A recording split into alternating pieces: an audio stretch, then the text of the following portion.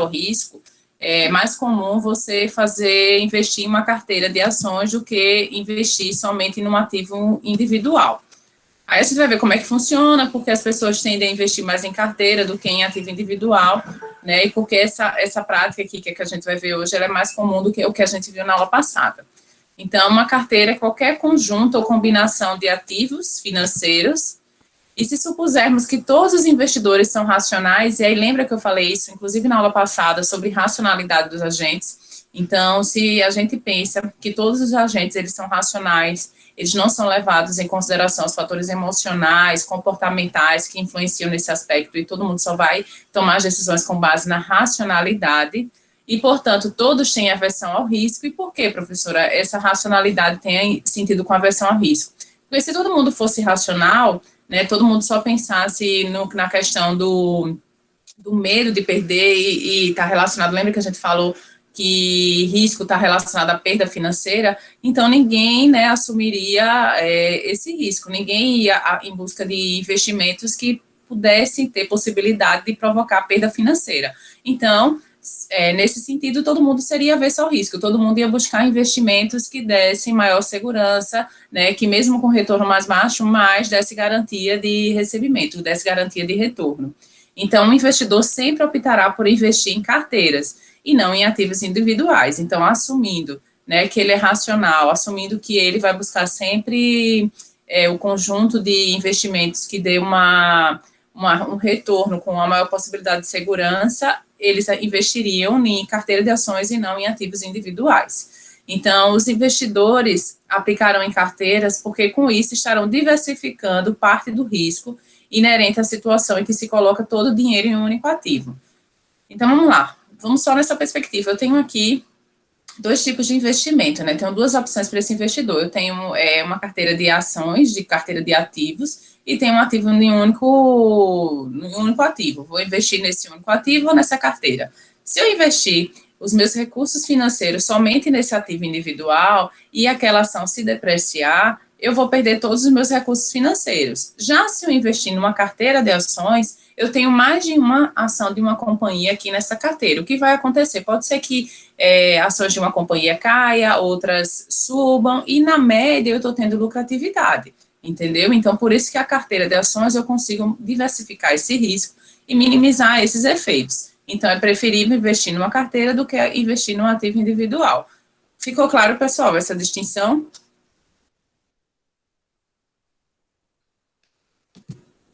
E aí eu continuo aqui, ó. Se o investidor aplicar em um único ativo, sofrerá todas as consequências de um mau desempenho. Então, todos os efeitos, né, que tiver sobre aquele investimento, sobre aquele ativo financeiro, o investidor ele vai sentir de modo geral. Vamos supor, agora eu tivesse ações da Ford, né? E a Ford anunciou que vai sair aqui do Brasil. Pode ser que as ações, eu nem não acompanhei de verdade, mas vamos supor que as ações da Ford ela tivesse dado uma queda, justamente porque ela vai sair de um país como o Brasil. E aí o que aconteceu? Se você tivesse só ações nessa empresa, você poderia ter perdido dinheiro ali. Agora, se você tivesse ações da Ford e de outras companhias, aí você poderia, na média, né, você ter uma lucratividade. Então, isso não ocorrerá com o investidor que aplica em uma carteira diversificada de ativos. Inclusive, a gente vai falar hoje a importância dessa diversificação. Aí, só para começar, né, então, a gente estava ali, estudou na aula passada, né, como é que calcula o retorno de um ativo financeiro, e aí vocês lembram que era o retorno, né, quando a gente conhecia a probabilidade, né, a probabilidade era desconhecida, a gente multiplicava o retorno vezes a probabilidade, e aí hoje a gente vai calcular o retorno de uma carteira. Por quê? Porque de um ativo individual eu só acho o retorno desse ativo, mas quando tem vários ativos financeiros, como é que eu vou calcular? Então, o retorno de uma carteira é uma média ponderada dos ativos individuais que a compõem. Então, ela vai ser o quê? Vai ser a proporção do valor desse ativo financeiro nessa carteira vezes o retorno desse ativo. Então, vamos supor que eu tenha 3 investimentos nessa carteira. Eu posso ter 25% de investimentos do ativo A, 25% do ativo B e 50% no que eu investi no ativo C. Então, isso, 50, 25 e 25 é a proporção, né, da quantidade desses ativos financeiros presentes na minha carteira. Então, eu vou multiplicar a proporção vezes o retorno de cada um desses ativos, que pode ser diferente. Aí eu coloquei aqui um exemplo só para a gente visualizar como é que isso funciona. Suponhamos que se queira determinar o valor esperado e o desvio padrão dos retornos da carteira XY, criada com a combinação dos ativos X e em proporções iguais dos ativos Y, então 50%. Então, se tenho nessa carteira, eu tenho 2 ativos financeiros, tenho 50% de X e 50% de Y. E aí, vamos lá, como é que isso funciona, né? Então, vamos para cá. Só mostrando um exemplo para vocês, é bem parecido com o que a gente estava vendo lá nas aulas passadas. Eu tenho 2 ativos financeiros, ativo X e ativo Y, e eu estou fazendo acompanhamento de cada um desses anos. Lembra que, para tentar minimizar os riscos, como eu não tenho certeza do futuro, muitas das informações que eu tenho só é o passado dessas companhias. Então, eu tenho como fazer uma estimativa com base no histórico de retornos daquelas ações, daqueles investimentos. Então, eu tenho aqui o retorno previsto, né? Em 2004, foi 8% do ativo X e 16% do ativo Y, e aí 10, 14, 12, 12, 14, 10 e 16 e 8. E aí eu vou calcular, né, o cálculo do retorno da carteira. Eu falei que cada um é desses ativos individuais. Então, só que agora, né, a gente estava fazendo os ativos individuais, mas agora eu tenho uma combinação, né, desses ativos na carteira. Então, eu vou fazer o quê? 8%. Lembra que isso aqui é a proporção. Eu disse que eu tenho 50% de ativos no X e 50% de ativos Y. Então, 0,50 vezes 8, que foi o meu retorno de X, mais 0,50 vezes 16, que é o meu retorno de Y, que dá 12%, que é o meu retorno de 2004. É o meu retorno, né, dessa carteira para o ano 2004. E aí eu vou fazer a mesma coisa, 0,50 vezes 10, que é o retorno de X, mais 0,50 vezes 14, que é o retorno de Y, que dá 12. Então, isso aqui é o retorno de cada um desses anos da combinação agora de ativos X e de ativos Y. E aí, como eu tenho esses 5 anos, eu volto para cá, eu faço o valor esperado da carteira, que é só somar todos eles e dividir por 5. Por quê? Porque são 5 anos que eu estou analisando. E aí eu tenho, né, esse somatório que dá 12%. Então, esse é o 12%, é o retorno, né, dessa carteira com ativos X e Y. Aqui, pessoal, por coincidência, deu 12, viu? E aí, aqui, dividindo por 5, deu 12. Mas pode dar diferente, professora? Pode. A maioria das vezes, na verdade, vai dar diferente. Aqui foi só uma coincidência. E aí, como é que eu calculo o desvio padrão desses aqui? Então, aqui lembram que a gente não tem probabilidade, a probabilidade de acontecimento não tem, a gente não está analisando.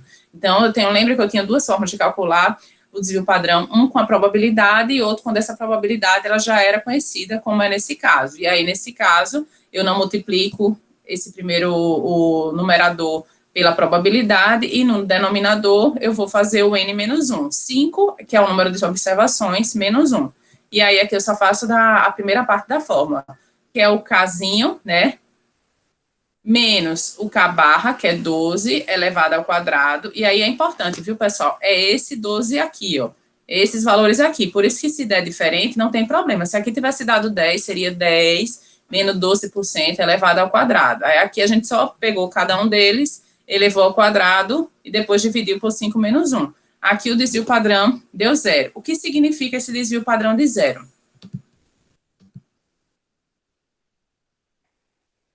E aí? Que a carteira não tem risco nenhum. Não é que não tem risco, é que o retorno dela, né, vai dar exatamente os 12%. Então, não tem desvio em torno da média. Lembra que o desvio é o quão distante está esse valor esperado em termos de média? Então, aqui significa que o quê? Que o retorno que esse investimento ele vai ter é exatamente 12, não tem desvio padrão, né? Ele não vai estar para mais nem para menos, ele vai estar exatamente na média, né, de retorno desse investimento. Ficou claro isso? Sim, professora. A senhora não postou essa atividade no AVA, esses slides no AVA? Eu acho que acredito que tenha. Vou olhar, porque eu quero acompanhar, fica melhor. Deixa eu só dar uma olhadinha aqui também, que eu tô com ele aberto. Deixa eu ver aqui. Tá lá, risco e retorno. No risco e retorno, parte 1. Ah, joia. Tá? Então, é só isso. Se tivesse dado 0,2, então significa que o desvio padrão, né, ele pode pode estar para mais ou para menos desse valor médio, entendeu? Então, estaria 0,2 para mais ou 0,2 para menos em torno desse valor que era esperado. Nesse ponto, não. Esse ponto ele vai dar exatamente aquele valor médio, que no caso aqui seria 12. E aí, sabe, só respondendo que é um investimento seguro, não é esse tipo de análise. Aqui só mostra que esse desvio padrão, ele diz o quão distante o resultado está em termos médios. Então, não disse é seguro ou não, porque toda a carteira ele vai ter o seu risco inerente desse tipo de investimento. Certo? Dúvidas, pessoal? Conseguiram compreender como é que foi feito esse cálculo aqui? Alguém não conseguiu alcançar?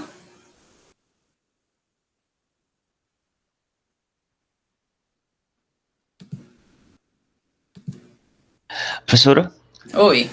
mas assim, daria para dizer que é seguro no sentido de é previsível. Eu sei que tem 12%. Uhum. Significa que esse investimento, ele pode ser considerado, assim, de fácil previsão, sabe? Então, não há muitas Certo. distorções em torno do valor esperado. Então, acho que é melhor do que dizer seguro, porque aí vamos Sim, sim. supor que isso aqui, né, novamente, é a proporção e tal, e eu faço essa estimativa com base no retorno histórico. Pode ser que a realidade seja diferente? Pode ser que a realidade seja diferente. Ok. Entendeu? Então, grandes as possibilidades de ele alcançar esse 12 aí. Mas sempre a gente trabalha em termos de probabilidade, probabilidade alta. Aí vamos lá. Então, continuando, né, falando sobre isso, aí a gente entra na questão da diversificação. Então, a diversificação ela é reforçada na medida que os retornos dos ativos variam em conjunto. Esse movimento geralmente é medido por uma estatística conhecida pelo nome de correlação. Vocês viram correlação quando vocês pagaram estatística? Vocês estão lembrados de correlação? E aí, pessoal? Professora, eu não lembro, não. Certo. Alguém lembra do que é correlação? Não lembra. Certo. Então, a correlação, ela geralmente, como é que ela funciona, né? Ela funciona em termos da equação, da função, equação de primeiro grau, mais isso aqui, ó. Tá lá no chat, viu, pessoal? Y é igual a A mais BX. Vocês lembram dessa função aqui de primeiro grau? Vocês viram isso, devem ter visto isso lá desde o ensino médio e tem continuado com vocês. O que é que isso fala? Isso aqui mede, né, o Y, como é que ele influencia em termos de X. Então, o Y é a variável dependente e X é a variável independente.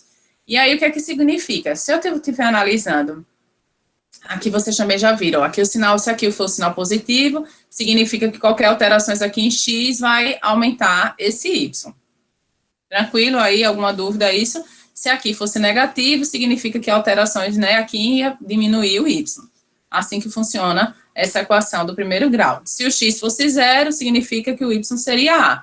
Também vocês já viram isso lá no ensino médio, não estou falando nenhuma novidade. E como é que isso vai trabalhar na correlação? Então, a correlação, ela mostra justamente essa relação e o impacto de x sobre y. Se essa correlação aqui for positiva, né, que é o que a gente vai falar aqui, ó, correlação positiva, significa o quê? Que quando o x aumentar, o y também aumenta.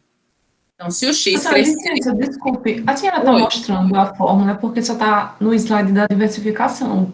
Não, eu estou no chat. Olha lá o chat. Ah, sim. Tem aqui, ó, YA mais BX. Estou aqui falando aqui no chat. Obrigada. Nada. Então, lá no chat, quem tá voando aí o que eu estou falando, eu estou lá no chat. Y é igual a A mais BX. Então, aqui significa que se o X... Espera aí, deixa eu só fechar aqui. Acho que tá zoada. Rapidinho.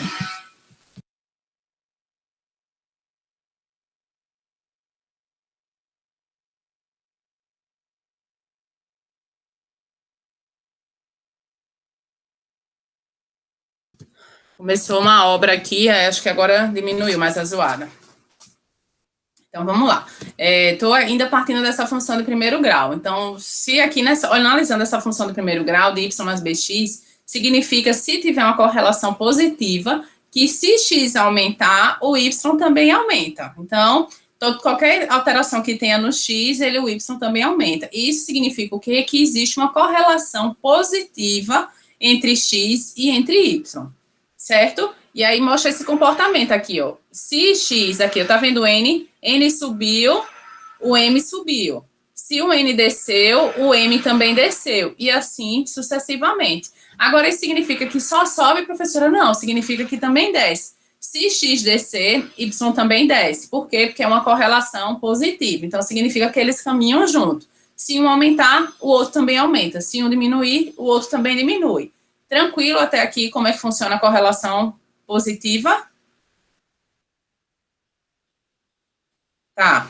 E aí, professora, tem aqui, só que no seu gráfico tem correlação positivamente perfeita. O que significa isso? Quando ela é perfeita, significa que se uma subir, a outra vai subir no mesmo patamar, no mesmo volume. O que significa isso? Eu tenho uma ação, né, uma ação da empresa A, e eu comprei também ações da companhia, que é da ações da empresa B. O que significa que se elas são correlações, e tem correlações entre elas positivamente perfeita, se uma aumentar 10%, a outra também cresce 10%, porque a correlação é positiva e ela é perfeita. Então, ela não só cresce em conjunto, mas como elas também crescem no mesmo patamar, no mesmo volume. Perceberam? Agora, ela também poderia ter o comportamento contrário, elas caírem. Então, a correlação, né, positivamente perfeita, né, ela, que aí depois a gente entra no negativo aqui, é que se uma cair, a outra também vai cair. Dúvidas até aqui? Alguém não entendeu? Estou só na positivamente perfeita aqui. Não entendeu, Tatiane? Ó, vou repetir, tá? Não, eu quis dizer que eu não tenho dúvidas. Ah, tá, beleza, então. E aí, então, vamos para a correlação negativamente negativa, né? Correlação negativa. Então, eu tenho novamente dois ativos financeiros. Eu tenho o ativo N e agora eu tenho o ativo M. Significa, se a correlação for negativa, quando o M subir, o M vai cair. Uma sobe e a outra cai. E se ela for perfeita, uma vai subir e a outra vai cair, vai no mesmo patamar. Então, uma subiu 10%, a outra vai cair 10%. Então, elas trabalham em situações distintas. Na positiva, uma cai e uma sobe e a outra sobe. Né? Uma cai e a outra cai. Já na negativa, uma sobe e a outra desce. Então, é assim que funciona a correlação positiva e correlação negativa. Se elas forem negativamente perfeitas, significa que se uma subiu 10, a outra vai cair 10. Dúvidas? E aí eu posso trazer um exemplo, só para ilustrar, de correlação positivamente perfeita, né? Não vou positivamente perfeita, porque eu teria que analisar, mas vou botar uma correlação positiva. Empresas ligadas no mesmo setor, elas tendem a ter correlação positiva. Então, vamos supor que o setor de automóveis, né, a gente vai comprar ações de empresas ligadas a esse setor. Então, eu posso comprar empresas que trabalhem produzindo pneus, né, óleos e lubrificantes, e aí eu tenho todo um setor, borracha, tenho todo o setor ligados a essa indústria automobilística. Todo mundo percebe que eu posso ter ações de companhias distintas, mas todas ligadas ao mesmo setor, que é o setor de automóveis, mesmo sem ser somente as montadoras de carro, mas tem subsetores. Eu tenho o setor de autopeças, tenho o setor de couro, que também pode estar lucrando, de pneus, e tem outras empresas também trabalhadas nesse setor. O que significa que a correlação dessas empresas, elas tendem a ser positiva.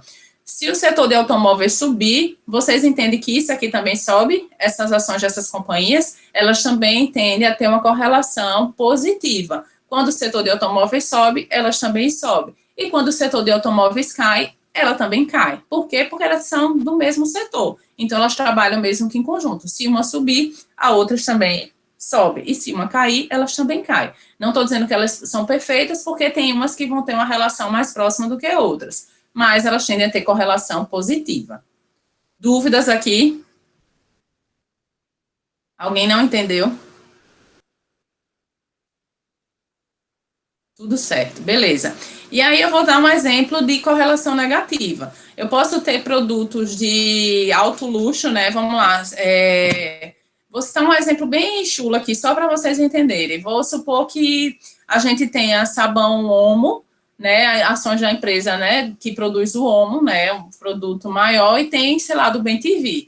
Então, são dois produtos similares, com as mesmas funções, mas você já vê que o valor agregado de um é totalmente diferente do outro. Então, a correlação deles tende a ser negativa. Por quê? Estou citando esse exemplo bem comum, mas assim, poderia ter N outros exemplos. Só para vocês entenderem, né? E aí entra a questão lá lembra que eu disse do risco de mercado, risco do poder aquisitivo. Quando as pessoas tendem a ter um poder aquisitivo maior, tendem a demandar o Omo, né? Com poder aquisitivo maior, já que ele é um produto mais caro, as ações dessa companhia sobem e da Bem-TV cai. Percebem por quê? Porque é um produto mais barato. Então, são produtos que teriam correlações negativas. Então, uma subiu, a outra cai. E, geralmente, né, às vezes tem setores que funcionam desse jeito. Quando você demanda mais para um produto, né, com valor aquisitivo mais caro, as ações daquele outro, ela tende a cair. Então, tem correlações negativas dentro desse sentido. Não seria perfeito, porque teria que analisar, né, se o patamar de subida é o mesmo, equivalente à descida, mas na ótica de negativa, seria negativa.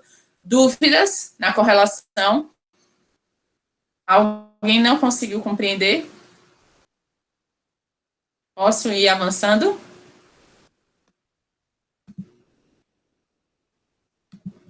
Vamos lá. Aí eu falei aqui, ó, mesmo que dois ativos não tenham correlação negativa perfeita, o investidor ainda pode conseguir benefícios com a diversificação, combinando-os em uma carteira, como é mostrado na figura. Vamos lá, pessoal. Vocês colocariam, né, na carteira de ações de vocês somente ativos financeiros com correlação positiva ou também buscariam ativos com correlação negativa? O que é que vocês fariam? Me respondam aí. Podem abrir o microfone ou responder no chat, mas só digam o que é que vocês fariam. Ações, somente com ações de companhia com correlação positiva ou ações com companhias com correlação também negativa?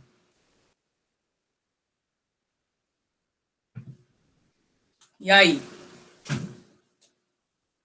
Tatiana disse que só pegaria correlações positivas. Mais alguém?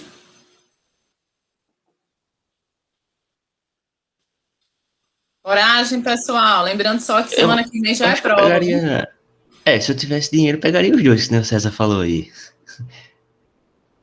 Mas tentar pegar duas que negativa, né? Porque tentar diversificar o cenário. Se num cenário negativo, uma pode sair melhor, por mais que eu não ganhe muito, pelo menos eu ganhe alguma coisa, né? De retorno. E aí tá certo esse raciocínio do Sávio. Por quê? Do César também. Pegaria combinação, né? Teria na carteira algumas ações com correlações positivas e também alguns com correlações negativas, né? Desses ativos financeiros. Porque se eu pegar uma carteira somente com correlação positiva, elas vão crescer em conjunto. Mas também quando caírem, cai todo mundo. É como se eu estivesse também investindo em um único ativo. Percebe? Porque elas vão subir, mas elas também vão cair. Quando elas caem em conjunto. Já quando eu tenho essa combinação, eu tenho ativos com correlação positiva e correlação negativa. Quando uns estão subindo, esses outros vão cair, né? Mas quando esses aqui que estavam caindo, eles subirem, né? Esses aqui vão estar caindo. Mas eu sempre vou estar ganhando dentro desse cenário. Ou mais, ou menos, mas eu sempre vou estar ganhando. Mesmo que não seja a correlação negativa perfeita. Elas não estão caindo no mesmo patamar. Mas eu também não tenho um prejuízo muito grande se elas todas caírem de uma vez.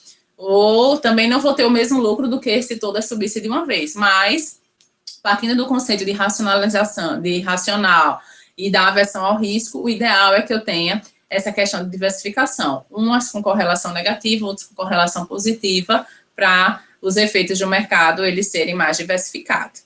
Certo? E aí ele mostra aqui, ó, vamos lá? Ativo F, eu tenho, né, o retorno. Olha quando ele está caindo, né, o ativo G, quando ele está subindo aqui, ó, o ativo F ele está subindo, o ativo G ele está caindo, mas não caindo no mesmo patamar do que ele está subindo. E aí, aqui, quando o F está caindo, o G está subindo. Então, percebendo aí na figura, eu estou pegando a figura do ativo F e do ativo G. Deixa eu aqui pegar aqui. Estou pegando aqui, ó. ativo F, o retorno aqui, o casinho do retorno, né? K barra, retorno esperado. Aqui, ó, tá subindo essa curva e essa aqui tá caindo. Só que percebo que não é no mesmo patamar que tá subindo.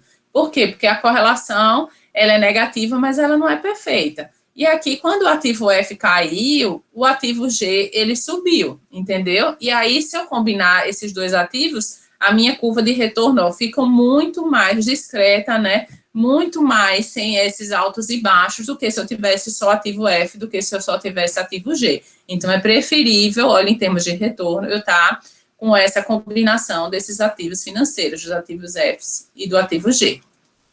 Dúvida pessoal, perceberam que é importante essa questão da diversificação justamente para tentar minimizar esses efeitos de risco?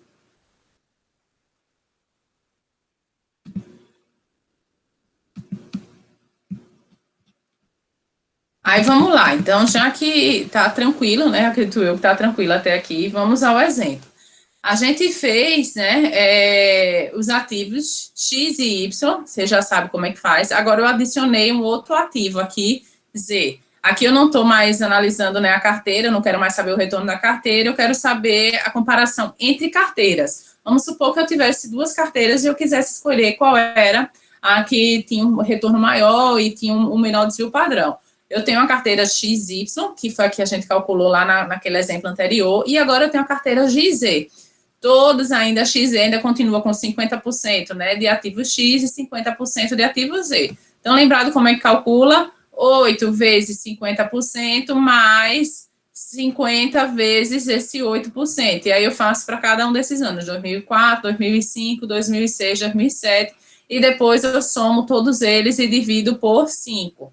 Aqui, ó, para a carteira XZ, eu tenho, continua com 12. Lembrando novamente que aqui foi porque os valores que foram considerados. Isso aqui pode dar diferente. Calculando o desvio padrão, aí é que muda. Aqui eu tinha dito, a gente viu lá no exemplo anterior, que o desvio padrão aqui era 0. E aqui o desvio padrão é de 3,16. Então, é melhor investir no ativo na carteira XY ou na carteira XZ? O que é que vocês acham? Qual é a carteira que vocês optariam?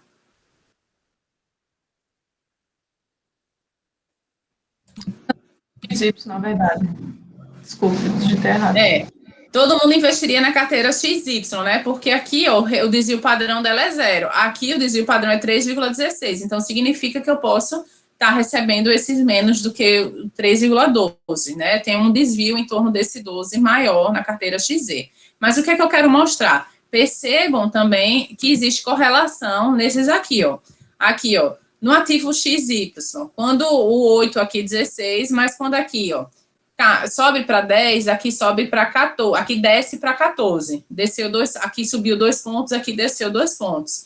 Aqui subiu para 12, aqui caiu para 12. Aqui subiu para 14, aqui caiu para 10. E aqui subiu para 16, aqui caiu para 8. Então, ela tem, entre X e Y, ela tem uma correlação negativa perfeita. Ela, quanto o X subiu, o Y decaiu no mesmo patamar. 2 pontos, né, para subir e 2 pontos para descer.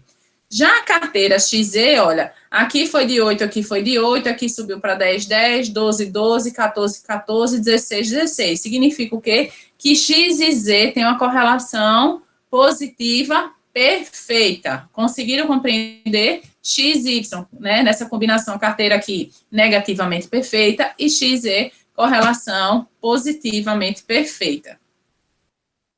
Dúvidas, pessoal? Agora, ô professora, na vida real, essa correlação nem sempre vai ser perfeita, né? Não, é difícil você conseguir essa correlação perfeita, porque mesmo tem N fatores que vão afetar o dia a dia do mercado de cada uma dessas organizações, entendeu? Então, é difícil você conseguir essa perfeição que a gente chama, mas pode ter correlação positiva e correlação negativa, e mesmo assim ela é interessante para você colocar e considerar ela quando você está analisando a sua carteira. Fazendo uma aproximação, né? Sim, não, e independente, mesmo que ela não seja perfeita, é interessante que você tenha ativos que tenha correlação positiva e tenha ativos com correlação negativa.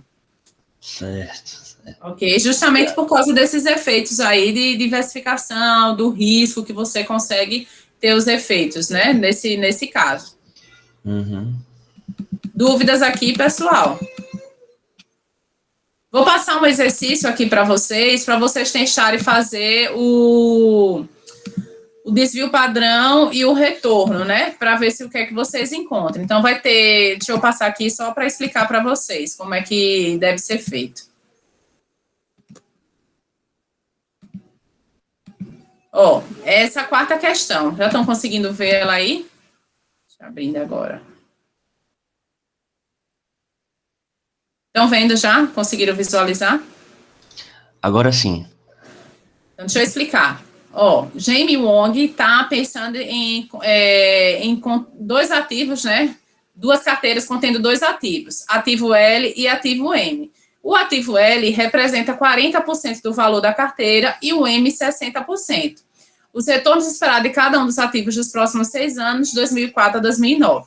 Calcule o retorno esperado da carteira para cada um dos 6 anos. Então, lembrados que a gente já fez isso? Aqui, ó, 14 vezes 0,4, né, que é 40%, mais 20 vezes 0,60. Eu vou fazer para cada um desses anos, depois eu vou somar todos eles e dividir por 6, para achar o retorno esperado da carteira. Depois,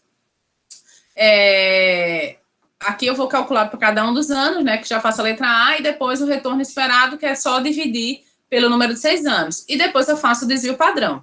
E depois eu vou caracterizar a correlação. Então, faça essa quarta questão aí, né? Tentem fazer, que já já a gente resolve elas em conjunto. Alguma dúvida só olhando aí na questão, vocês não conseguiram entender? Letra A, só multiplicar o 14 vezes 0,40 mais o 20 vezes 0,60. Acho de cada um desses anos. A letra B, somo todos eles e divido por 6. Depois eu vou calcular o desvio padrão, né, na fórmula do N-1, embaixo, porque eu não tenho a probabilidade. E aí eu vou analisar aqui como é a correlação disso aqui, se é correlação positiva, se é correlação negativa, se ela é perfeita ou se ela é imperfeita. Tentem fazer, vou dar aí, agora são 9h40, né? Vou dar mais uns 15 minutinhos para vocês tentarem resolver e depois a gente debate eles em conjunto. Mas tentem fazer, tentem resolver essa questão, né? Eu também não fiz, não tenho a resposta aqui, e depois a gente vê, né, se vocês conseguiram acertar ou não. Tá certo? Dúvidas?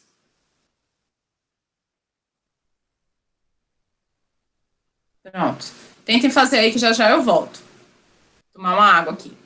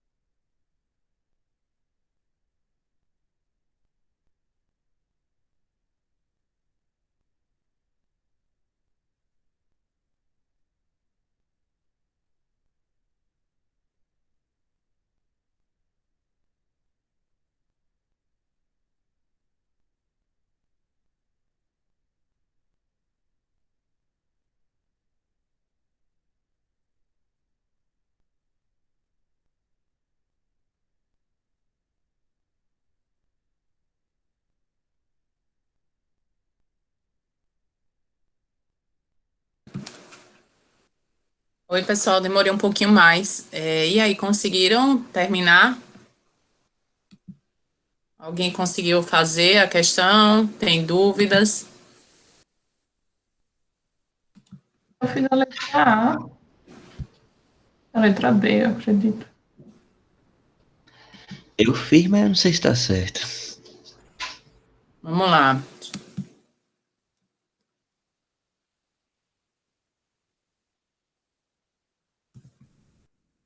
Vou abrir aqui só para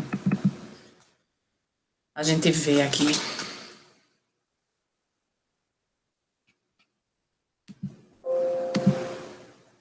Eu acho que tá certo. Aqui, essa questão, ela é bem simples. É mais colocando o que vocês viram já, né? Vou botar aqui só.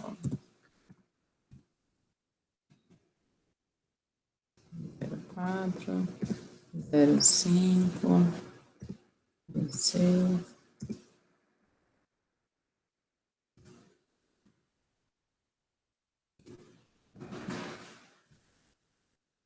Daqui que eu não tenho. 17.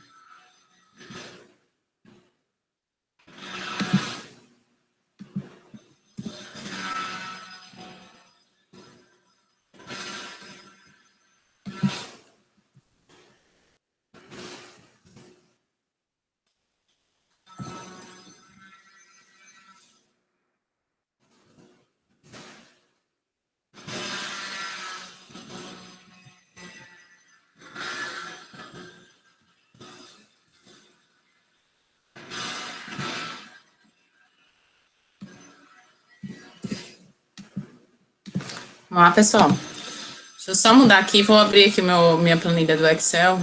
Também ainda não fiz, não. Vou conferir com vocês aqui, só para...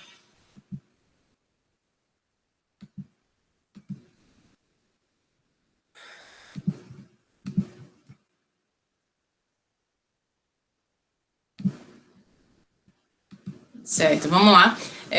Aqui só explicando, né, logo do início, para quem não conseguiu fazer, o que seria a letra A, essa aqui seria a letra A, e aí depois vocês me digam se deu igual a de vocês. A letra B, ainda não fiz. Letra C. Certo, vamos lá. A letra A bateu com a de vocês, isso aqui, 26,2, tá certinho aí, ou tá alguma coisa tá errada? O meu não bateu, não. Deu 16. Foi, tipo, em vez de 26, deu 16. Foi? Deixa eu ver o que foi que eu errei. 17,6, meu Deus. O meu também, deu 17,6. Não foi? Então, acho que talvez foi algum erro que eu botei aqui na fórmula.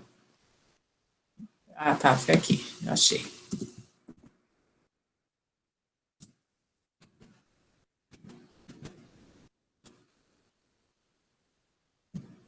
Pronto, agora acho que foi, né? E aí, como é que faz essa letra A? Aqui é bem simples, né? É só pegar o 14, né, que você já, do retorno, né, de cada um desses anos, multiplicar pelo 0,4, que é a proporção desse ativo na carteira, né? Depois, somar com o produto do M, que é o 20, né, vezes o 0,6, que novamente é a proporção dele do ativo na carteira. E aí a gente tem todos esses retornos individuais, que seria a letra A. Então, o que ele pergunta na A? Calcule o retorno do valor esperado da carteira para cada um dos 6 anos. Então, eu calculei aqui, ó, 17,6 para o ano 4, o ano 5, 16,4, 17,2 para o ano 6, 15,2 para o ano 7, 14 para o ano 8 e 13,6 para o ano 9. Tranquilo até aqui? Alguém não conseguiu entender isso? Dá um zoom. Tá, vamos aumentar aqui. Agora ficou mais claro? Sim, professora, tá bom agora. Bateu agora, né, Tatiane, Everton? Bateu. Certo. E agora o outro faz o quê? A letra B. A letra B, ele pede, né, calcule o valor esperado do retorno da carteira para o período de 6 anos. Eu vou pegar isso aqui tudinho e dividir por 6. Então, pego todos esses e divido por 6. Que dá quanto? Quanto deu a letra B de vocês aí? 15,6. Todo mundo deu 15,6? 15,5. Deu 14,8. Acho que depende da questão do arredondamento, não? Quanto vocês colocaram.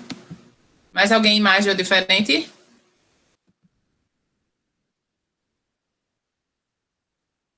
Alguém mais? Monique, Isabela, César, Sávio.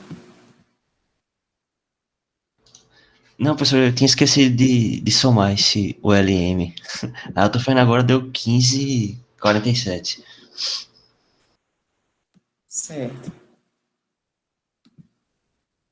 Que aí isso muda também, né, para quem vai fazer o desvio padrão, a depender de quantas casas utilizem, né, muda também o desvio padrão. Espera aí o restante terminar.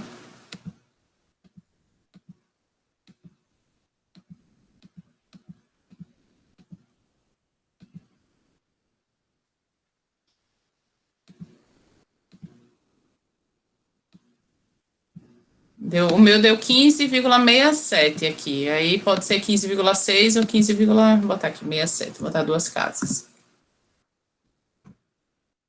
Tranquilo? Somando isso aqui dá 94. E aí dividindo por 6.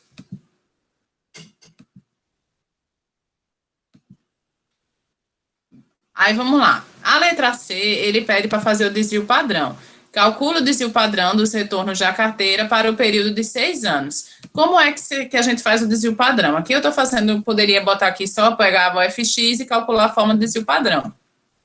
Mas lá, para vocês entenderem, né, como é que funciona, lá na fórmula a gente tem lá, teria que fazer o 17,6 menos o 15,67 elevado ao quadrado, aí mais 16,4 menos 15,67 elevado ao quadrado, mais 17,2 menos 15,67 elevado ao quadrado, mais 14 menos 15,67 elevado ao quadrado e 3,6 menos 15,67 elevado ao quadrado. Tudo isso dividido pelo n menos 1. Quem é o n? É isso aqui, ó. São 6 menos 1, 5, e aí depois extrai a raiz quadrada. Dúvidas até aqui? Estou colocando, porque lá no exemplo que a gente tinha, né, às vezes a gente se confunde. Lá tinha que isso aqui deu 12, isso aqui também dava 12. Então, era só subtrair 12 por 12, né? Só que aqui no caso da gente, a gente deu diferente. Então, tem que lembrar sempre que vai subtrair um pelo outro, mas não tem problema, porque lembrando sempre que está entre elevado ao quadrado. Então, mesmo que dê negativo, no final vai dar positivo. Quanto é que deu o desvio padrão aqui de vocês? Como teve gente que deu 15,47, teve umas pessoas que deram esses valores aqui arredondando, pode ser que aproximadamente o valor dê parecido. Quanto é que deu o desvio padrão aqui de vocês? Eu não fiz, professora, eu fiquei na dúvida, eu fiz errado essa daí. Se tiver como a senhora repetir esse negócio de um menos o outro, que eu me perdi um pouco. Tá, eu vou fazer aqui como a gente tinha feito logo lá do início, para ficar mais fácil, né? Vou subtrair aqui A menos o B. Isso aqui elevado ao quadrado. Como a gente fez na primeira questão lá anteriormente. aqui elevado ao quadrado. Aí eu vou fazer isso aqui, ó, vamos lá. Ó, 17, deixa eu só botar entre parênteses aqui. Menos o 15, né? Vou pegar aqui, apagar, vamos lá. 17 menos o 15, tal, 67 ou 47, mais o 15, aproximadamente 15,6. Isso aqui eu vou elevar ao quadrado. Vou lá na fórmula, viu, pessoal? Cada um desses eu estou elevando ao quadrado. Então, 17 menos 15,67 elevado ao quadrado, que é a fórmula do desvio padrão. Estou fazendo para cada um.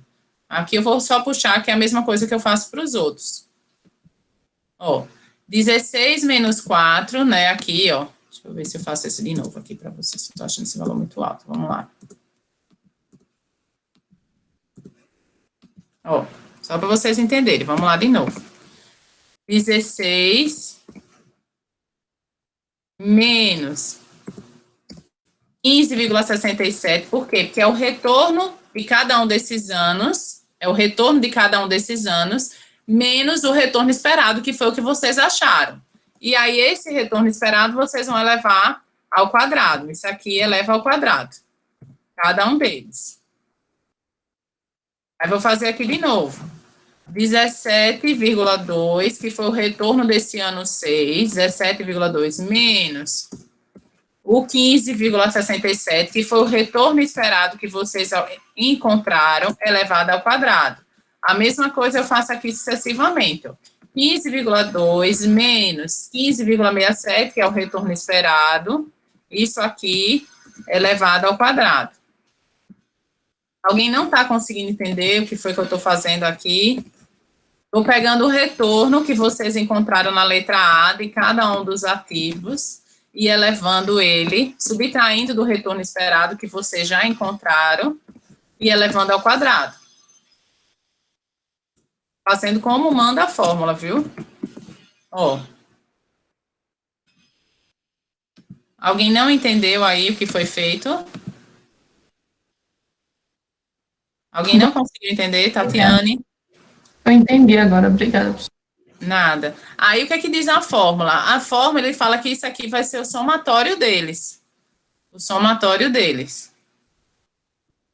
Entendeu? Que é 13,89. Então, o somatório de tudo isso aqui, 13,89. Aí, vai ser 13,89 dividido, né? Deixa eu botar aqui tudo entre parênteses. 13,89 dividido pelo N menos 1. Quem é o N aqui? O N aqui são 6 observações, menos 1, 5. Então, o N menos 1 vai dar 5. Então, 2,77. E disso aqui, eu vou extrair a raiz quadrada. Alguém não entendeu? E aí, eu acho o desvio padrão. Então, o desvio padrão vai ser isso aqui. Extraindo a raiz quadrada disso aqui.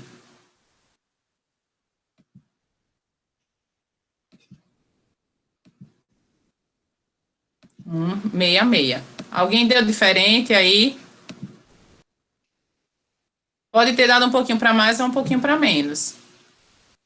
Mas, esse aqui seria a letra C. Deixa eu marcar aqui. O meu deu 67, mas eu acho que é por causa do número de casas.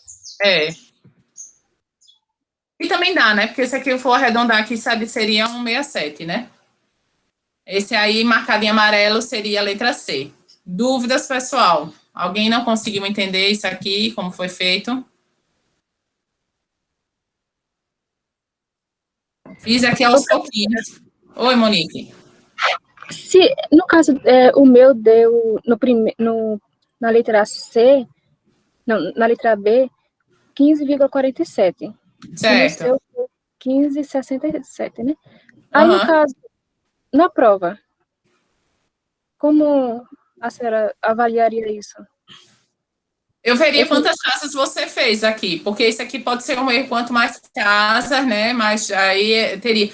O que eu consideraria errado, por exemplo, se aqui desse 14,5 o seu, eu já saberia que está errado, ou então 17, 16, já saberia que está errado, entendeu? Agora, todos na casa de 15, 15,3, 15,5, 15, é porque pode ser considerado aproximação. Ok. Aí, no caso, o meu, a letra C deu 1,51. Uhum. Aí, presta? Presta, porque aqui eu estou usando 4 casas, ó. Aí eu não sei, se você usou 2 aqui, aí vai dar diferente mesmo. Ah, ok. Aqui eu estou usando 4 casas, tá vendo? Ó, todos eu estou usando 4 casas. Se você usar 2, realmente vai dar muito diferente. Ok. Obrigada. Nada. E aí a gente vai lá para a letra D, né? A letra D ele pergunta: como você caracterizaria a correlação entre os retornos dos dois ativos, L e M? Então aí a gente entraria para analisar os retornos, né, desses ativos, se eles estão correlacionados ou não. Então vamos lá. Eu tenho aqui a letra L, né, o ativo L. Quando ele permanece aqui, né, aqui ele já cai de 20 para 18. Aqui ele aumenta para 16, aqui ele permanece para 18. Aqui ele sobe para 17, aqui ele cai para 14. Estão percebendo isso? Aqui ele mantém no 17, aqui ele cai para 12. Aqui ele sobe para 19 e aqui ele cai para 10. O que é que a gente observa aqui? É correlação, é positiva perfeita, é negativa, ela é o quê? O que é que vocês analisam aí? Negativa perfeita. E aí, todo mundo concorda? E a gente percebe aqui, ó, que do 14 para 19 ele subiu quantos pontos? Subiu 5 pontos, né? E aqui do 20 para o 10 ele caiu quantos pontos? Também caiu 5 pontos. Então, ele seria correlação negativa. A gente poderia achar que ele não é tão perfeito, porque tem casos aqui, ó, que ele caiu, o outro permaneceu, ele caiu, permaneceu, então realmente daria essa pequena dúvida. Mas se você observar, tem alguns períodos que se mantém. Eu acho melhor você gestar em correlação negativa, né? Porque assumindo que tem períodos que eles modificam. Mas se a gente considerar num período mais amplo, considerando só apenas a queda, né, ao longo desses anos, a gente poderia considerar que ela seria negativamente perfeita, porque ambos, né, um caiu 5 pontos e o outro cresceu 5 pontos, analisando de forma agregada. Mas se a gente for no individual, seria só correlação negativa. Tranquilo? Alguma dúvida, pessoal? Ficou claro esse exercício para vocês? Vou parar essa apresentação aqui e vamos voltar lá para os slides.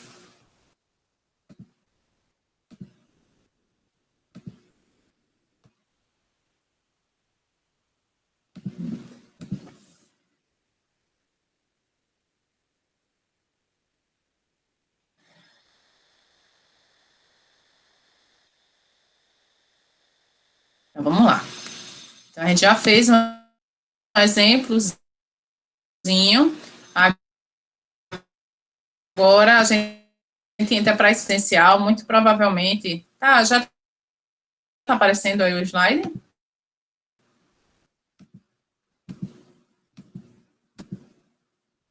Já está aparecendo, pessoal, o slide, agora que está indo. Tá. Vamos voltar aos slides. Se a gente estivesse dando na aula presencial, a gente tem como calcular essa correlação, tá? Então, a gente tem como saber qual é a correlação existente entre os ativos financeiros. Só que o cálculo, ele é um pouquinho extenso, então, eu não gosto muito de passar ele na aula presencial, mas, assim, é importante vocês analisarem, né, os valores que podem ser encontrados nas correlações. Então, a correlação, ela tende a variar entre 1 e menos 1. Se a minha correlação, se eu fosse calcular a correlação desse 2, estava errado o cálculo. Se ela desse menos 5, também estaria errado. Então, ela tem que ficar nesse intervalo de mais 1 a menos 1. Ela pode ser 0? Pode. Ela pode ser 0 e significa que não há correlação entre os ativos. Então, pode ser que exista, que não tenha correlação entre aqueles ativos. E ela pode ser positivamente perfeita quando ela der igual a 1 positivo. Então, significa que os retornos dos ativos, eles vão subir no mesmo patamar, como eu já expliquei para vocês. E a correlação negativamente perfeita, ela pode dar menos 1, e aí ela significa que ela é perfeita. Significa que quando um subir, o outro cai no mesmo patamar. Mas ela também pode ser menos meio, ela pode ser menos 0,3, ela pode ser mais meio, mais 0,7, e significa que, se ela for positiva, ela é positiva, mas não é perfeita, e se ela for negativa, significa que ela é negativa, mas não é perfeita. Para ela ser perfeita, ela tem que estar ali nos extremos, no 1 e no -1. Ok? E 0, não existe correlação entre esses ativos. Tá joia, pessoal? Por que eu estou dizendo isso? Já caiu questões no próprio... Quando vocês estão sendo avaliados, né? Somente para vocês falarem sobre a correlação dos ativos financeiros. Então, tem uma tabelinha lá com as correlações e se eles eram positivamente perfeitos, se existia correlação, como era essa correlação se comportava. Então, você já tem como analisar essa correlação desses ativos financeiros somente analisando se é positivo, se é negativo, se é mais, se é menos, se é perfeito, se não é perfeito, já dá para vocês analisarem. Alguma dúvida?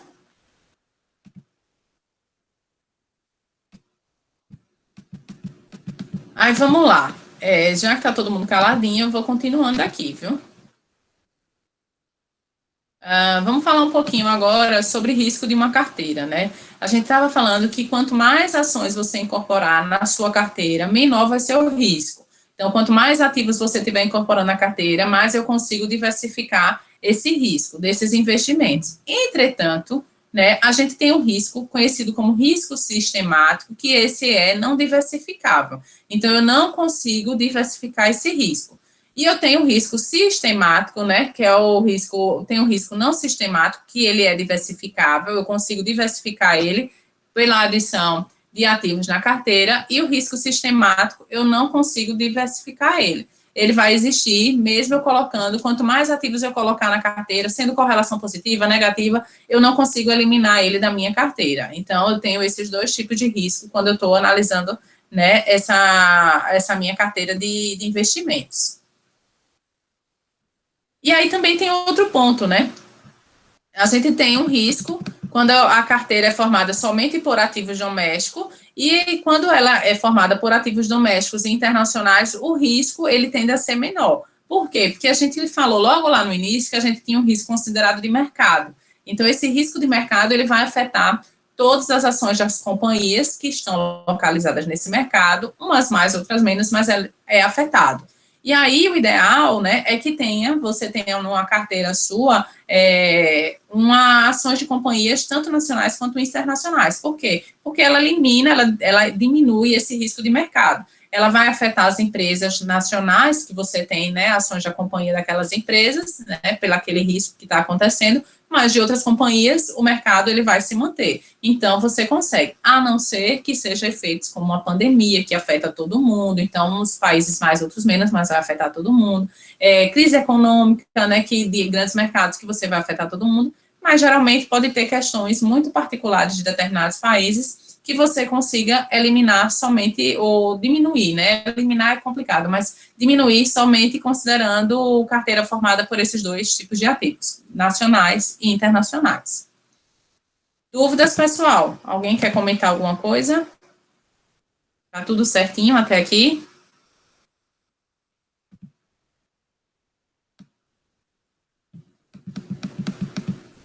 Aí, vamos lá.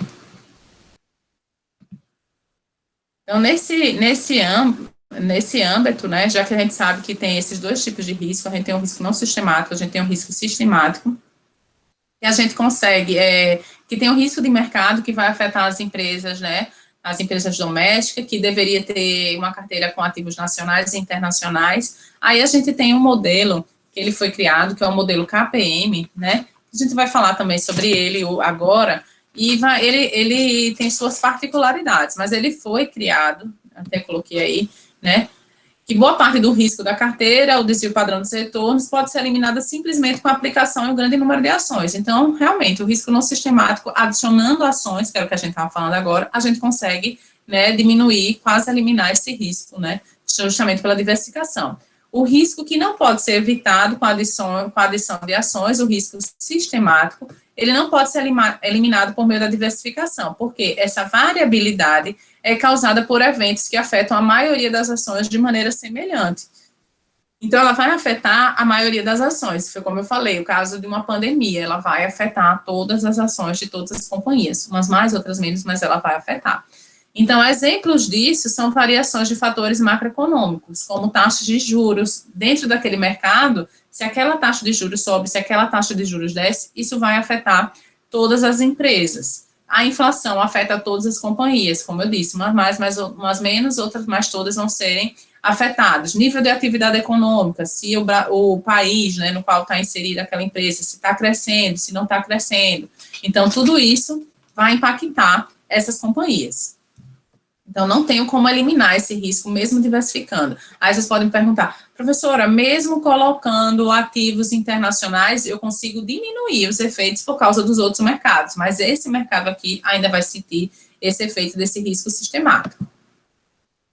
E aí, em 1960, pesquisadores em finanças desenvolveram um modelo de formação de preços de ativos que considerava somente o grau de risco sistemático que um ativo possui. Por que eles não consideraram não sistemático? Porque o não sistemático eu consigo eliminar ele pela diversificação. Mas eles quiseram, com o KPM, mensurar esse risco sistemático. Então, trabalhar esse risco sistemático que afeta a grande maioria das ações daquela empresa naqueles mercados. Em outras palavras, notaram que a maioria das ações cai quando as taxas de juros sobem, mas que algumas caem muito mais. Então, concluíram que, se pudesse medir essa variabilidade, o risco sistemático, então poderia desenvolver um modelo para avaliar ativos usando apenas esse tipo de risco. Então, o risco não sistemático específico à empresa é irrelevante, porque poderia ser facilmente eliminado com a montagem de uma carteira diversificada. Então, no risco não sistemático, o risco sistemático, eu vou mensurar analisando o KPM. E o risco não sistemático, que refere somente à empresa, como tem diversificação, ele não foi considerado dentro desse modelo. Aí, o que é que foi feito? Então, para medir o grau de risco sistemático, simplesmente eliminaram a regressão dos retornos da carteira de mercado, a carteira formada por todos os ativos, contra os retornos de um ativo individual. E aí, eles conseguiram, pela estimativa do beta, né, que é o que a gente vai falar agora, que ela vai medir esse risco sistemático. Então, ela vai medir esse risco que a gente não consegue, que afeta todas as companhias, né? Então, em geral, empresas de atividade cíclica, como a da indústria automobilística, apresentam betas mais altos, ao passo que empresas relativamente mais estáveis, como as concessionárias de serviço de utilidade pública, apresentam betas mais baixos. O que significa isso? Empresas que têm um ciclo, são mais cíclicas, né? Por exemplo, aumentou o consumo, aumentou a renda, então são empresas cíclicas. Quando teve esse aumento de demanda, as pessoas começam a demandar mais, comprar mais carro. Então, com isso, você consegue elevar a curva. Quando tem diminuição de renda, as pessoas deixam de comprar carro. Então, já cai essa demanda por esses produtos. Então, são empresas cíclicas. Já as concessionárias de serviço público, energia elétrica, água, tem alguns serviços, né, a combustível, né, que, por exemplo, a gente tem um caso de algumas empresas, a demanda ela é a mesma. Então, assim, tem períodos que tem mais, tem períodos que tem menos, mas como são serviços de utilidades públicas que as pessoas não conseguem viver sem esses produtos, a tendência é que eles tenham betas mais baixos, porque as pessoas, mesmo com diminuição da renda, a pessoa não deixa de consumir luz, né? Mesmo com diminuição de renda, a pessoa não deixa de consumir água. Pode diminuir um pouco, mas não eliminar isso do seu portfólio dentro das suas compras de carteira de produtos. Ok? Alguma dúvida, pessoal? Até o momento, está todo mundo conseguindo entender aqui? Até agora dá para entender. Tá? Pronto, beleza. Aí aqui é só para mostrar, né, como seria o ativo, né? Aqui a gente tem um ativo S, tem um ativo R, e a inclinação aqui desses ativos seria 1,30. E aqui do ativo S. E aqui do ativo B, né, do ativo R, a inclinação do beta seria de 0,8. Isso aqui, e aí eu vou explicar para vocês como é que funciona a relação do beta, isso mede a sensibilidade em termos de relação com o mercado. Então, significa que um beta de 1,3 significa que se o mercado cresceu, essa aqui vai crescer 1,3 mais. Esse aqui já mede o quê? Se o mercado cresceu, esse aqui só cresce 0,8 mais que o mercado. Então, se o mercado cresceu, esse aqui só vai cresceu, sei lá, 10 pontos, aí esse aqui só vai crescer, comparado com 10, já vai crescer 8. E esse aqui já ia crescer 13%. Então, isso aqui mede a relação de crescimento em relação ao mercado. Ficou claro como é que seria essa questão da inclinação? Eu vou falar mais isso aqui mais para frente. Ó, que é isso aqui, ó. Do mesmo jeito que eu falei que a correlação, ela só vai de 1 até -1, o beta da gente só vai de 2 a -2. E aí, se eu tenho betas positivos, significa que eles variam na mesma direção da carteira de mercado. Betas negativos significam que varia em direção oposta à carteira do mercado. Então, se o beta for igual a 1, a sensibilidade é igual à do mercado. Significa que se o mercado crescer 10%, o retorno do ativo, ele vai crescer 10%. Por quê? Porque o beta vai ser igual a 1. Então, a mesma sensibilidade que tiver no mercado vai ser a sensibilidade daquele retorno daquele meu investimento. Já se o beta crescer for 2, então significa que se o mercado cresceu 10%, o retorno daquele meu ativo vai crescer 20%, porque ele é 2 vezes mais sensível do que as variações do mercado. Já se ele for, né, negativo e o mercado crescer 10%, ele significa que ele, né, se ele tiver o beta for -1, significa que ele vai cair 10%. E se ele for, né, menos 0,5%, significa que se o mercado cresceu 10, ele vai cair menos 5%. Dúvidas? É só em termos de sensibilidade do mercado. Se o beta for positivo, significa que ele cresce no sentido tem a sensibilidade igual ao do mercado, cresce no mesmo sentido, e se ele for negativo, ele cresce no sentido oposto ao do mercado. Alguém não conseguiu entender essa interpretação do beta?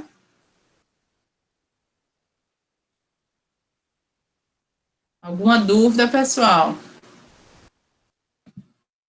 Professora, tem como explicar de novo? Tá, vou explicar novamente, certo? Vou botar só o exemplo aqui, olhem aqui, me acompanha aqui no chat. Vamos falar do beta, né? Aqui é tudo em sentido do beta. Depois eu vou mostrar a fórmula aqui, deixa eu botar aqui.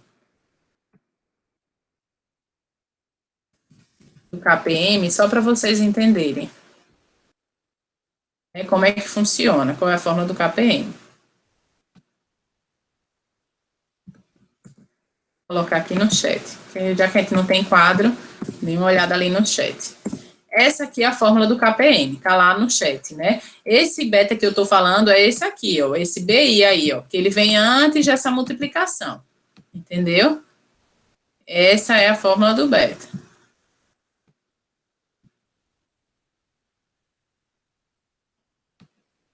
Todo mundo tá vendo a fórmula do beta, sabe onde é que eu tô falando? Aí, esse betazinho, né, esse betazinho foi o que eu falei, que ele vai variar de mais 2 a -2, esse beta. Ele pode ser 0, ele pode ser 0, que é o que está mostrando aí no slide. Se ele for 0, ele não é afetado pelas variações do mercado, se o beta for 0. Agora, se o beta ele for positivo, significa que ele tem a sensibilidade igual, no mesmo sentido do mercado. Se for igual a 1, se o mercado subir, vamos lá, o mercado subiu 10%, se o beta for igual a 1, viu, pessoal? Beta, e vou botar aqui, beta igual a 1. Mercado subiu 10%, as ações do ativo A vão subir quanto? Beta igual a 1, mercado subiu 10%, o ativo A vai subir os mesmos 10%, porque a sensibilidade vai ser igual a do mercado, a sensibilidade do ativo. Eu estou falando do ativo mais carteira, tá, pessoal? Entenda como carteira aqui de ativos. Então, a sensibilidade do mercado, 10%, e o beta dessa carteira for igual a 1, significa que ela também vai subir 10%. Se o beta for 1,8 e o mercado subiu 10%, quanto é que vai subir as ações da minha companhia? As ações da minha carteira? Quanto é que sobe aqui? Mercado subiu 10%. Quanto é que sobe a minha carteira?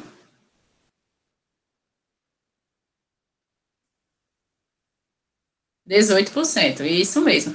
E aí, por quê? Porque o meu beta é 1,8. Se o beta for 2, a sensibilidade é 2 vezes. Subiu 10%, a minha carteira sobe 20%. Ok? Agora, se o meu beta fosse -1 e o mercado subiu 10%, quanto é que seria a minha carteira?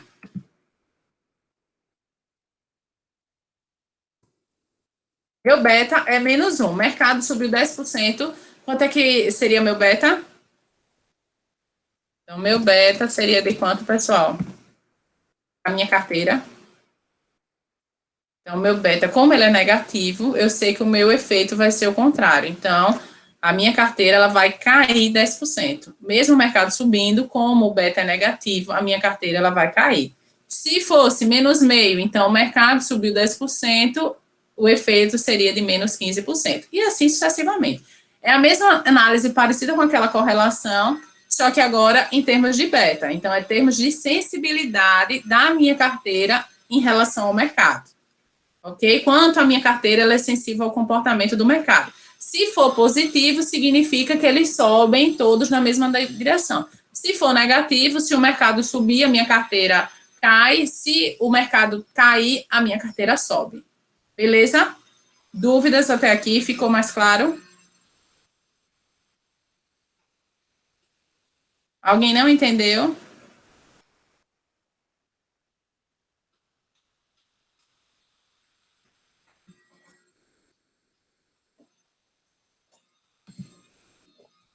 Vou continuar, viu?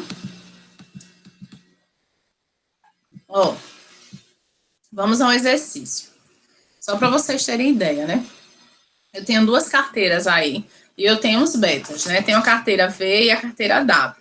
Eu tenho a proporção aqui e tenho os betas, né? 1,65, aqui esse beta 1,65, eu já sei que ele é 1,65 mais vezes do que as variações de mercado. Aqui, esse aqui é igual ao do mercado, e aqui todos eu tenho betas positivos, então todos são sensíveis positivamente às variações de mercado. Então, isso aqui já dá para saber somente analisando os betas, né? Aí, vamos lá, modelo de formação de preços, né? No KPM, eu coloquei ali que a fórmula do KPM é aquela, ó, KPM, vou colocar aqui novamente, qual é a fórmula do KPM? Essa aqui.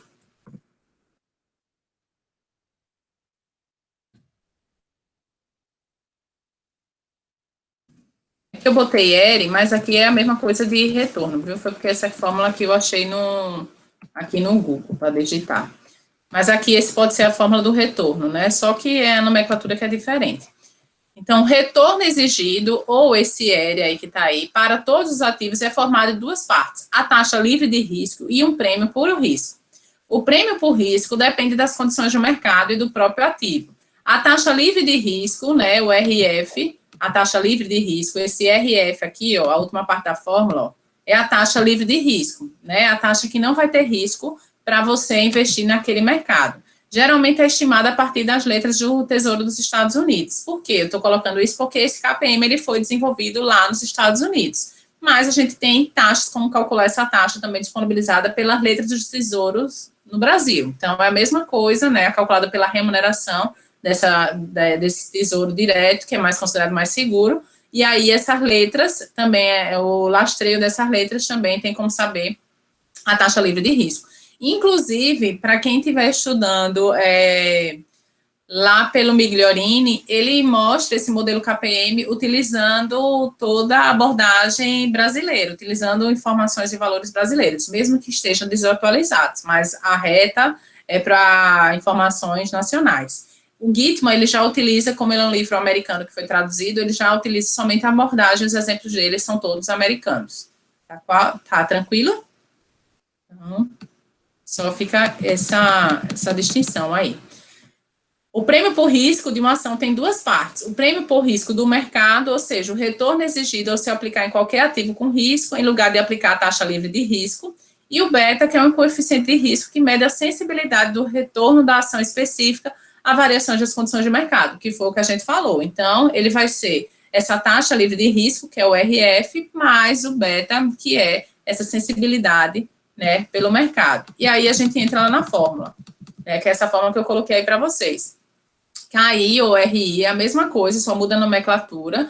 É o retorno esperado ou exigido de um ativo, KI. RF, que é a taxa do retorno livre de risco, né, que é o que você assume para você optar por esse tipo de investimento, ao invés de você estar indo para outros investimentos. Beta, de um ativo ou carteira, que foi o que a gente falou, que pode ir de 2 positivos a menos 2 negativos. E o retorno esperado da carteira de mercado, que são as informações de quanto vale esse investimento no mercado, quanto ele está disponível no mercado.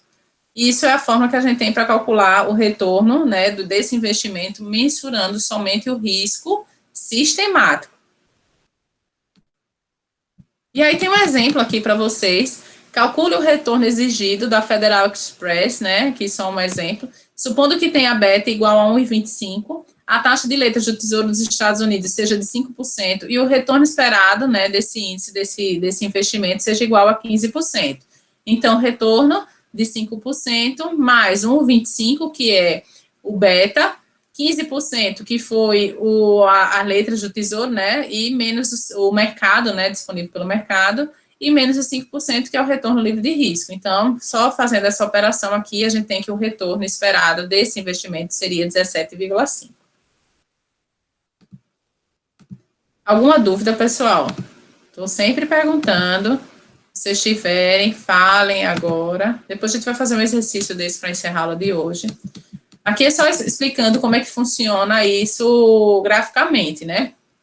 Então, prêmio por risco de mercado, 10%. Aqui, ó, seria se o RF, né, que a gente falou, livre de risco, 5%. O retorno do investimento seria 17,5%. E o prêmio por risco do ativo, 12,5%. Então, só mostrando aqui graficamente como seria o beta, né? Aqui, se o beta fosse 1, como seria esse comportamento, o retorno seria de 15%.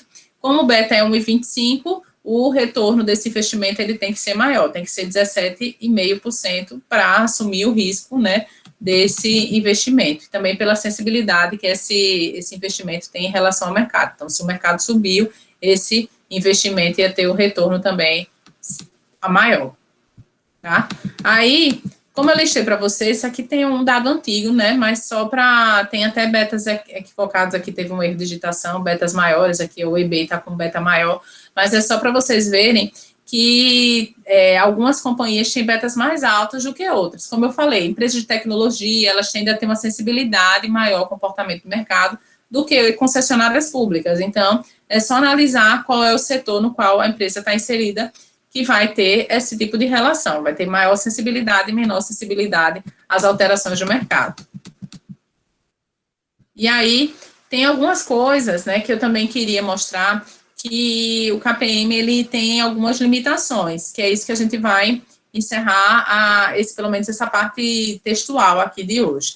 Então, um dos problemas que tem o KPM se apoia em dados históricos. Então, né, como é que ele vai fazer o risco de mercado? Ele vai analisar dados históricos. Como é que ele vai analisar o ativo livre de risco? Analisando dados históricos. Tudo isso, né, significa que os betas podem refletir ou não a variabilidade futura dos retornos. Então, aquele retorno que é dado ali é uma estimativa do retorno daquele investimento. Não tem como ser 100% de certeza, porque é um investimento, né, e sempre tem risco, mas ele é feito com base em dados históricos.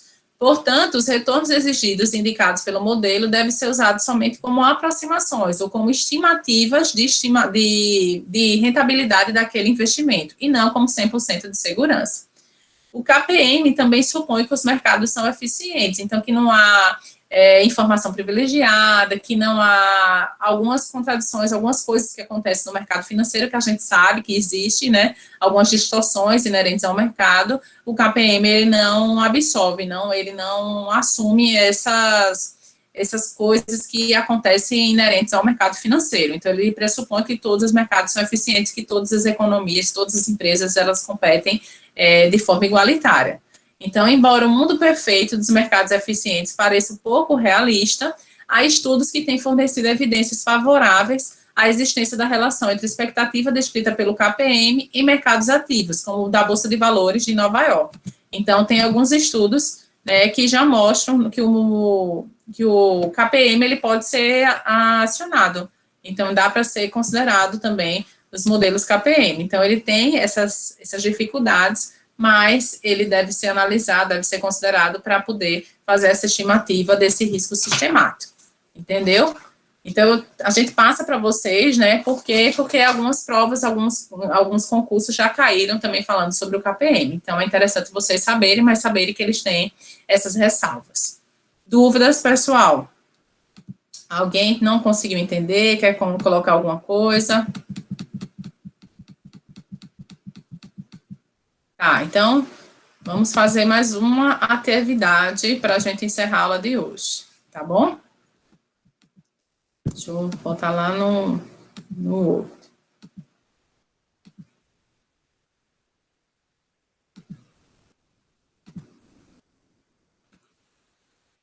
Só lembrando que hoje é a nossa última aula antes da prova. Então, a prova vai ser semana que vem, já segunda-feira. Eu até coloquei que vai ter uma aula assíncrona no sábado, mas é só essa lista de exercícios que eu vou mandar para vocês, que é para vocês praticarem, que é esses exercícios que vocês já estão fazendo ao longo das aulas. Além disso, ainda vai ter uma outra lista que eu devo estar colocando ela até quarta-feira, né? Para vocês, que essas vocês vão ter que entregar na segunda-feira. Então, tem uma lista de exercício que é a aula de sábado, que é uma lista de revisão, que é para vocês praticarem, e tem a lista também que vocês devem entregar, tá certo? Então, essa lista, eu vou ver se eu coloco a resposta de algumas delas, para vocês verem se bate com a de vocês, mas também não se prenda com isso, né? Que algumas questões a gente já fez, então a gente já fez na aula passada algumas dessas questões aqui, vocês só vão aprimorar algumas outras. Agora, a gente vai fazer somente um, aqui, ó, essa quinta questão. Vocês já estão conseguindo ver o Word aí? Está aparecendo para vocês? Sim, tá aparecendo. Tá, então vamos lá. Aqui é só, essa questão é basicamente aplicação de fórmula. Então, para cada um dos casos apresentados na tabela, use o modelo de formação de preços de ativos de capital, KPM, para encontrar o retorno exigido. Então, qual é a fórmula que tem lá no chat? Ó, eu vou colocar lá, eu quero saber o retorno, o K, que vai ser igual ao RF, que é essa taxa livre de risco que eu estou fazendo, caso A, viu? Vamos botar aqui. Caso A. Então, K vai ser o RF, que é 5, mais o beta, que é 1,3, mais a taxa de mercado, que é 8, menos o 5. Quanto é que me dá isso aí? Caso A aí, pessoal, para vocês. Ó, tá lá no chat, viu, pessoal? K, né, o retorno desse ativo vai ser 5, que é a taxa livre de risco, mais o beta, que é 1,3, aqui, ó, 1,3, mais 8, que é o retorno de mercado, menos o RF, que é o 5. Quanto é que dá isso? Vou abrir aqui. 8,9. Todo mundo deu isso? Deixa eu abrir aqui minha calculadora para fazer, mas acho que tá certo. Todo mundo deu isso, pessoal?